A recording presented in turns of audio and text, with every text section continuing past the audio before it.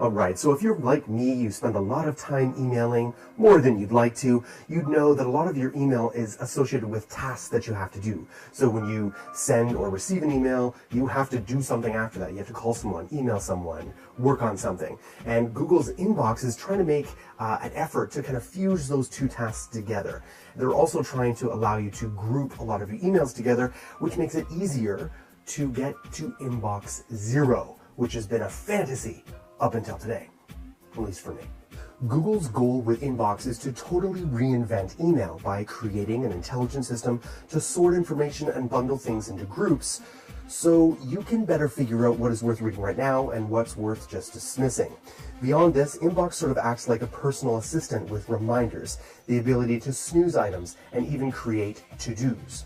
Speaking of to-dos and reminders, if you're a hardware store, for example, Inbox will supply the store's phone number and tell you when it's open. Assist works for your email too. If you make a restaurant reservation online, Inbox adds a map to your confirmation email. Book a flight online, and Inbox gives you a link to check in. Alright, so I was lucky enough to get an invite to Google's Inbox, and I've been using it the past couple days, and so far, love it. It's fantastic. My only concern is ads. When will the ads be coming, if ever? Now, I would be willing to pay for the subscription. I suspect many of you would too. It's a gorgeous, clean interface. I don't want that to change. Just bundle it with Google Business Apps. Come on, Mother Google, give me some. Now, many people out there will want to compare the whale of a phone that is the Nexus 6 and the iPhone 6 Plus. So now we're going to just do a brief segment facing these two beasts off. Here we go.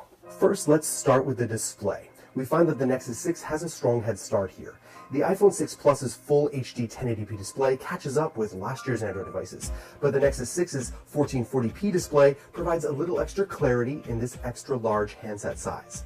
The other half of the display battle comes down to the classic AMOLED versus LCD arguments. Here we should expect the Nexus 6 AMOLED display to feature better black reproduction and slightly wider color gamut.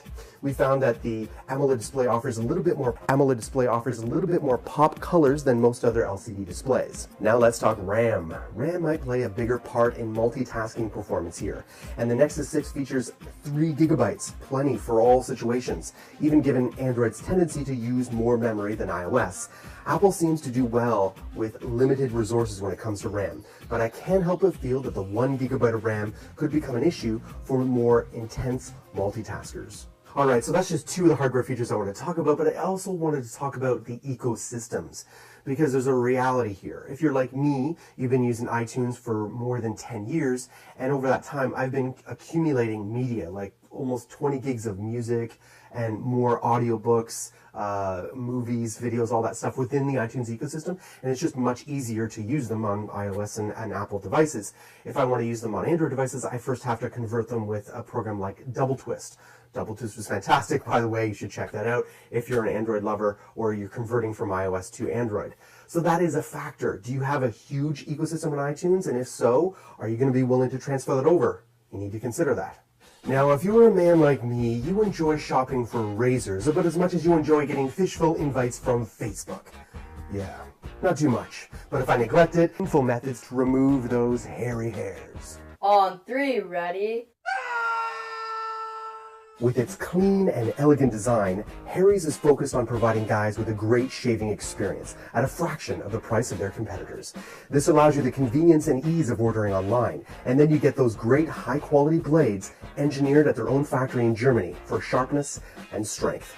And they've officially launched 2 new products, foaming shaving gel and aftershave moisturizer. Now, if you go to harrys.com and use the promo code Android, you get $5 off your first purchase. Check it out. So one of the age-old debates when it comes to saving on battery consumption is how worthwhile, if at all, is it to use apps or graphics that have dark screens? Because if you're using bright screens, the theory is that the battery has to use more juice to fuel those brighter screens. Obviously, it must have some effect. The question is, how much?